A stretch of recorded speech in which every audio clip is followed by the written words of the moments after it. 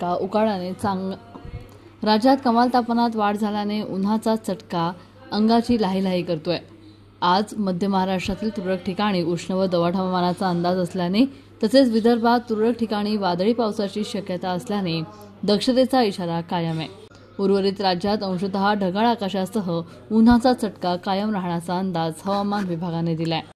दक्षिण उत्तर प्रदेश आणि परिसरावर समुद्र सपाटीपासून 1.5 किलोमीटर उंचावर चक्राकार वारे वाहत आहेत। विदर्भापासून तेलंगणा, कर्नाटक, तमिळनाडू ते मन्नारच्या आखातापर्यंत हवेचा कमी दाबाचा पट्टा सक्रिय आहे। राज्यात अंशतः ढगाळ आकाश होत असून उन्हाचा चटका आणि उकाडा वाढतोय। आज मध्य महाराष्ट्रातील पुणे, सातारा, सोलापूर आणि कोल्हापूर जिल्ह्यात तुरळक ठिकाणी उष्ण व दमट हवामानाचा अंदाज आहे।